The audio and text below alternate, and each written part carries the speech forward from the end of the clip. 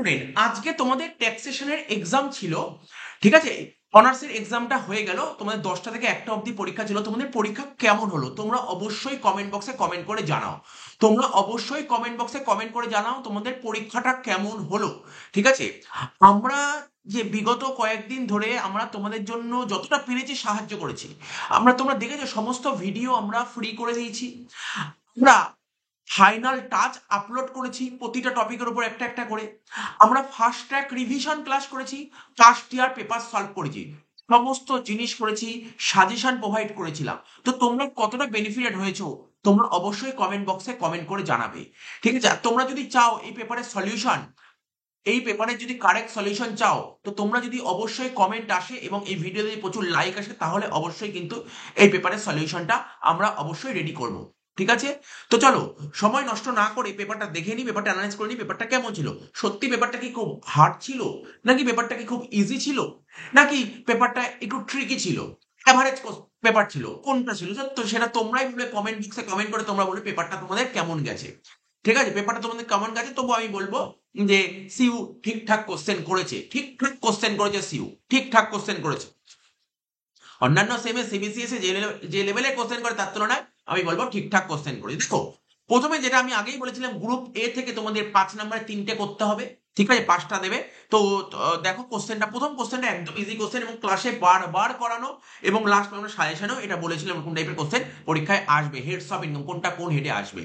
প্রথম কোশ্চেন বলছি income from sale of house property. House property বেচে বেচে ইনকাম হচ্ছে ক্যাপিটাল গেন। ক্যাপিটাল গেন লিখতে হবে, ইনকাম ফ্রম ক্যাপিটাল গেন।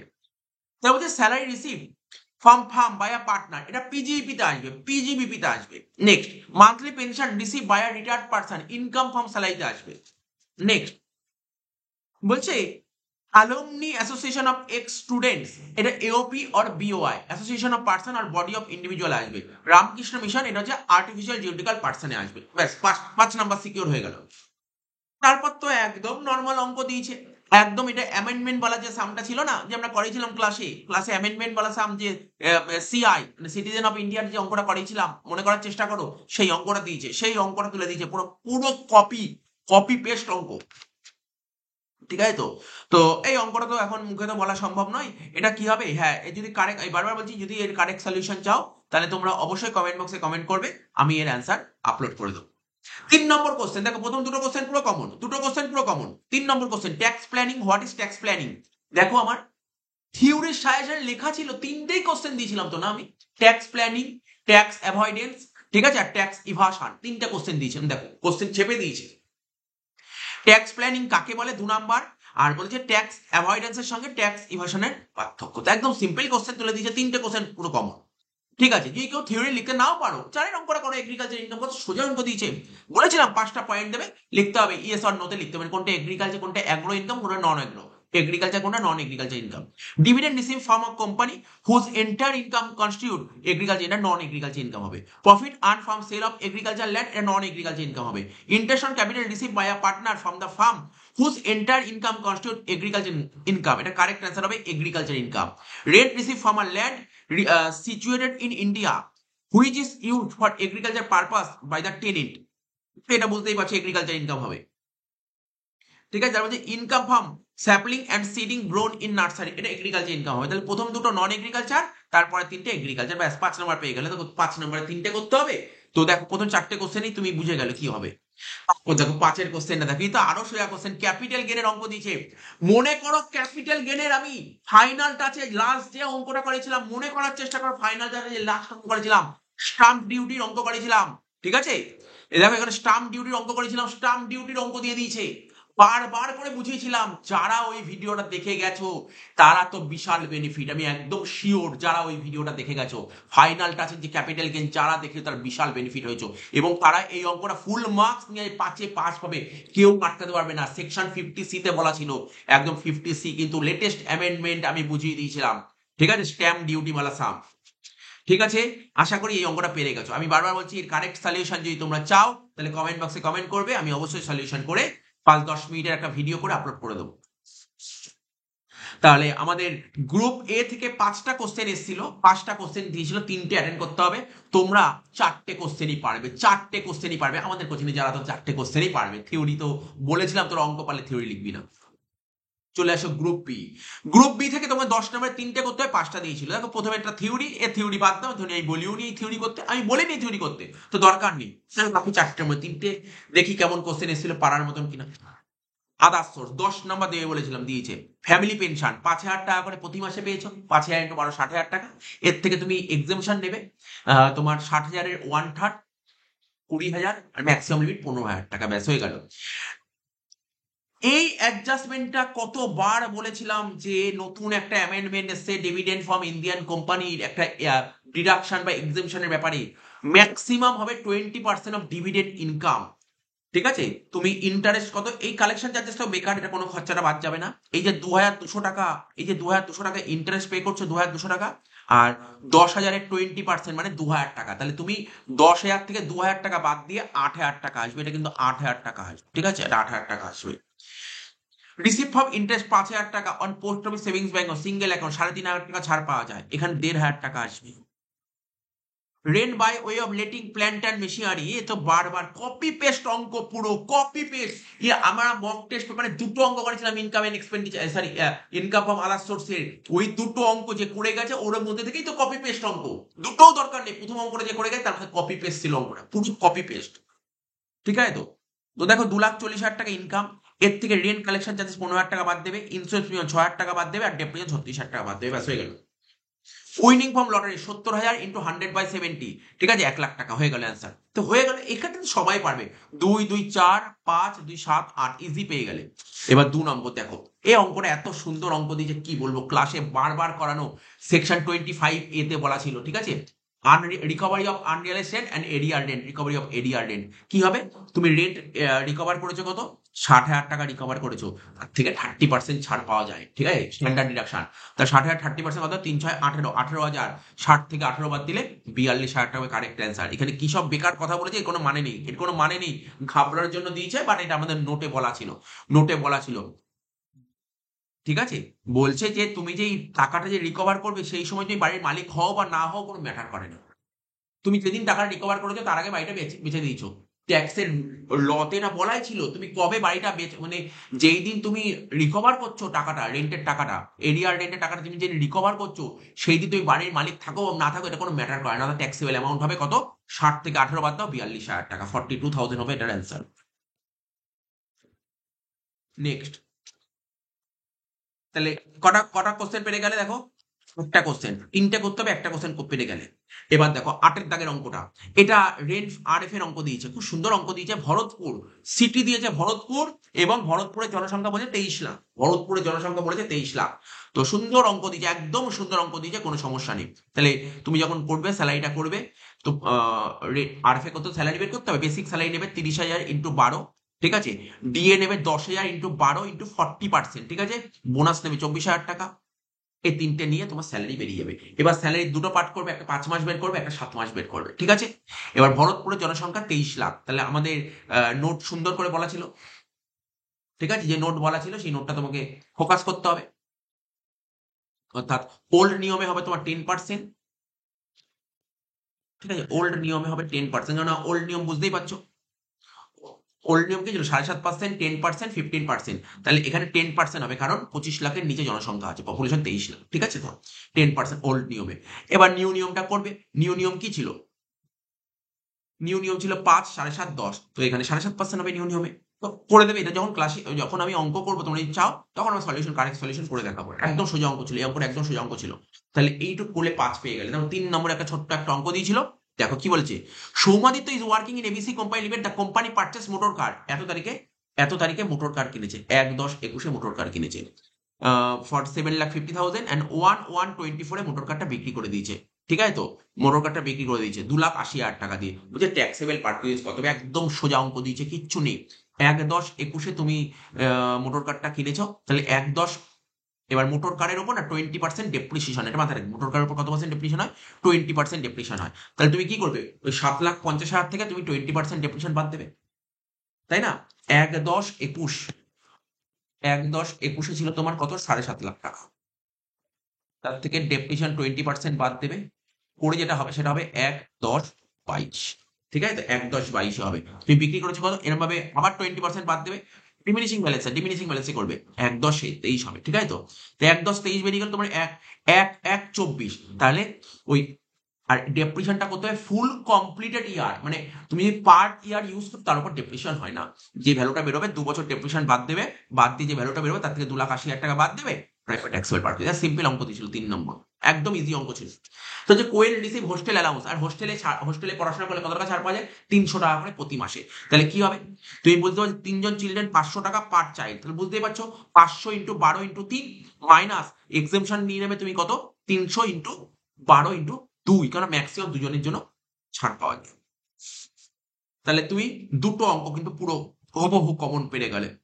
হ্যাঁ, আমি মানলাম দেখো অনেকের ক্ষেত্রে হয়তো অনেকে সেইভাবে যারা খুব ইয়ার ফলো করেছে বা খুব মানে খুব সাজেস্টিভ করেছে তাদের ক্ষেত্রে হয়তো সে হয়তো বিটটা পারবে না, কিন্তু এআরসি তো পারবে, মানে তার এখান থেকে 3 নাম্বারটা মিস যাচ্ছে। ঠিক আছে, দেখি এরপরে কিছু 9-এর দাগের কোশ্চেনটা পিজিইপির অঙ্ক দিয়েছিল। পিজিইপির অঙ্কে একদম সোজা অঙ্ক, ক্লাসে বহুবার অঙ্ক আমার ফাইনাল টাচ যারা করে গেছে তাতে এমনিই পেরে গেছে। ফাইনাল টাচ বলো, ফার্স্ট ট্র্যাক বলো, সমস্ত কিছুতে এই কোশ্চেন কভার ছিল।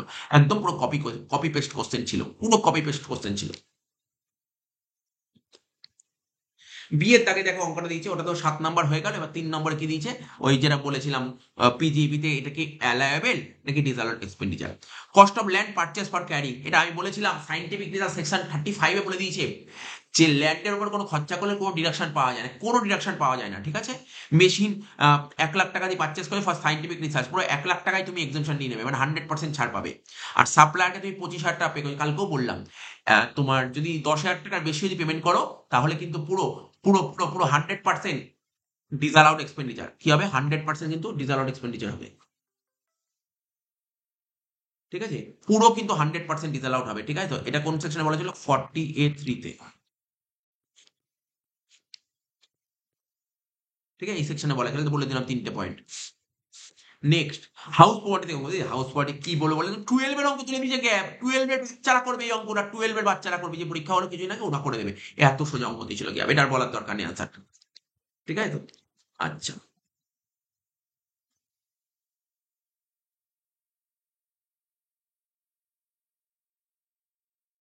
এর সাথে একটা পেনশনের অঙ্ক দেখো, একটা পেনশন দিয়ে দিয়েছে, একটা পেনশন। তো পেনশন দিয়ে দিয়ে পেনশনের নিয়ম তো তোমরা প্রত্যেকেই জানো, কমিটেড পেনশন, আনকমিটেড পেনশন। যদি গ্র্যাচুইটি পায় তাহলে কি, আর গ্র্যাচুইটি না পেলে কি। ঠিক আছে, গ্র্যাচুইটি পেলে 1/3, আর গ্র্যাচুইটি না পেলে half of the full value of committed pension. তো এখানে কি বলেছে? গ্র্যাচুইটি পেয়েছে। কোশ্চেনে কি বলেছে? হি রিসিভ কমিটেড বলছে he has also receive gratuity, একদম সোজা অঙ্ক দিয়েছিল। তার মানে তুমি যদি ওই পার্টটা কোশ্চেন না পড়ো, এখানে দেখো 5টার মধ্যে একটা থিওরি আর 4টে অঙ্ক দিয়েছে। 4টে অঙ্কের মধ্যে তুমি যদি একটা অঙ্ক বাদও দাও তবু 3টে অঙ্ক তুমি পারবে। তবুও তুমি 3টে অঙ্ক full common 100% common paper, 100% paper common. Group C 15 নম্বরে 2টো করতে হবে, 3টে দিয়েছিল, বারবার বলেছিলাম। স্যালারি, দেখো আমি ক্লাসে বারবার বলেছিলাম আমার ফাইনাল সাজেশন ফলো করো, ফাইনাল সাজেশন আমি একটা অঙ্ক দিয়েছিলাম, যে বলেছিলাম তোদের পরীক্ষায় ইউনিভার্সিটি এটা করতে পারে, স্যালারি থেকেই করতে পারে সেটা, এবার এছাড়া অন্য কোনো টপিক নেই। এটা তো তুমি এই দেখছো সিসিএফ, আমি আগের বার সিবিসিএস এও করিয়েছিলাম এটা। নিউ রেজিম হলে কি হয়? নিউ রেজিম আমি বলেছিলাম নিউ রেজিম হলে কি হয় আর ওল্ড রেজিম হলে কি হয়, দুটোই দেখে যা স্যালারি। আর একটাই অঙ্ক বলেছিলাম করে যেতে, একটাই অঙ্ক, জাস্ট রুলটা দেখে যেতে বলেছিলাম। ঠিক আছে, রুলটা দেখে যেতে বলেছিলাম। তো নিশ্চয়ই তোমরা যারা আমার কাছে অফলাইন বা অনলাইন পড়েছো তারা নিশ্চয়ই সবার মনে আছে। তো আমি যখন বলছি তোমাদের চোখের সামনে ভাসতে, পরীক্ষার কোশ্চেন পেপার যখন দেখেছি তখন ভাবছে যে স্যার বলেছিল নিউ রেজিম স্যালারি থেকে করতে। ঠিক আছে, যেমন একটা অঙ্ক দিয়েছিলাম, মনে করো একটা অঙ্ক দিয়েছিলাম, বইয়ের একটা অঙ্ক, আমাদের স্টাডি ম্যাটের একটা অঙ্ক দিয়েছিলাম যে এই নিউ রেজিমটা করে যাস। ঠিক আছে তো?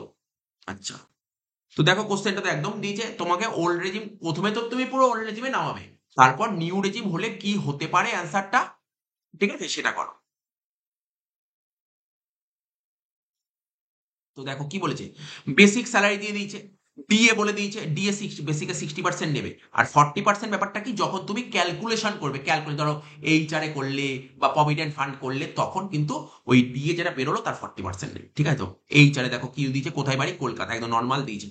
মেডিকেল অ্যালাউন্স তোমার ফুললি ট্যাক্সেবল, এই 52,000 টাকা বেকার দিয়েছে, কোনো কাজে লাগবে না। তারপর হচ্ছে 14% কন্ট্রিবিউট করে রিকগনাইজ প্রভিডেন্ট ফান্ডে, তাহলে কত আসবে? এখানে 2% আসবে। ইন্টারেস্ট রেটেড টু আরপিএফ বলে দিচ্ছে 11%, তাই তো? তাহলে কত?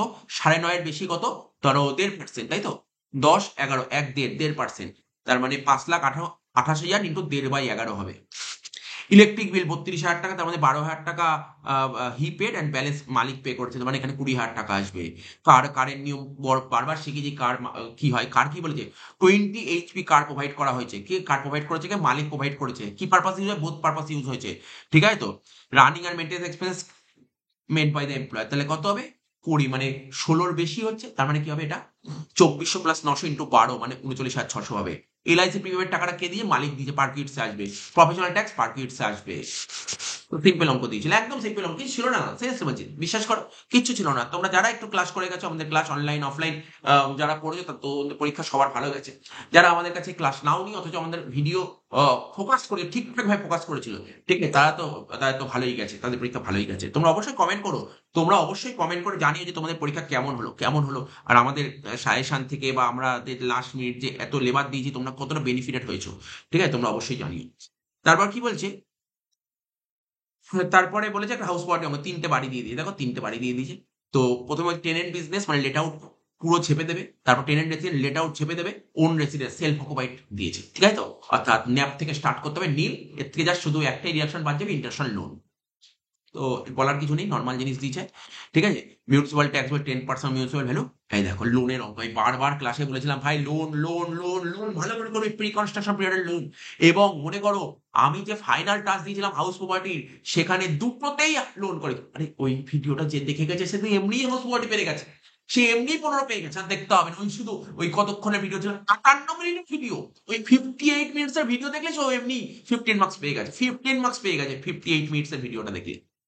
তো এখানে ওই প্রি কনস্ট্রাকশন পিরিয়ডের লোন দিয়েছে, স্যার ডিপেন্ড দিচ্ছে, ডিপেন্ডের কোনো ফ্যাক্টর হবে না, কারণ আমাদের প্রিভিয়াস ইয়ার সাথে 31/3/24 তারপরে কিন্তু লোনটা শোধ করেছে, ঠিক আছে। এখানে বলছে 115 বাক নট অ্যাপ্লিকেবল, মানে নিউ রেজিমে করতে বা ওল্ড রেজিমে করতে বলেছে, ঠিক আছে। আমি বলেছিলাম নিউ রেজিম করতে শুধুমাত্র স্যালারির জন্য, কি বলিউনি করতে তোমাদেরকে বলিউনি। আচ্ছা চলো, এরপর হচ্ছে পিজিইপির অঙ্ক দিয়ে দেখো, পিজিইপির অঙ্ক একদম সোজা অঙ্ক দিচ্ছে, একদম সোজা অঙ্ক। আমাদের ক্লাস যে এই যে ট্রেডিং পিএল খুলে একটা পিজিপি করেছি, কালকেই করালাম একটা পিজিপি, ওই পিজিপি যে করে গেছে, এই অঙ্ক তো কোনো ব্যাপারই না তার কাছে। তার কাছে কি ব্যাপার হবে, এই অঙ্ক ইজি অঙ্ক ছিল। ওই একটা অঙ্ক যে করে গেছে, ওই একটা অঙ্ক ওখানে একটা প্রফেশনাল একটা অঙ্ক করেছিলাম, আর পিজিপি দুটো অঙ্ক করেছে, আর এইটুক তো করে গেছে তোমরা। যারা করে গেছে তারা বেনিফিট হয়েছে, দেখো অনেকেই ভিডিও দেখেনি, আবার অনেকে দেখেছে। যারা বিশ্বাস করে ট্রাস্ট করেছে তারা ভিডিও দেখে গেছে, আর যারা ট্রাস্ট করে না তারা দেখেছে কোন ভিডিওতে বেশি ভিউ, কোন ভিডিওতে বেশি লাইক, কোন ভিডিও বেশি কমেন্ট, সেটা দেখেছে। দেখো কি যায় আসে, যারা দেখে গেছে তারা তো বেনিফিট হয়েছে। আর আমাদের অফলাইন কোচিং সেন্টার স্টুডেন্ট তো বেনিফিট হয়েইছে, অফলাইন অনলাইন যারা করে।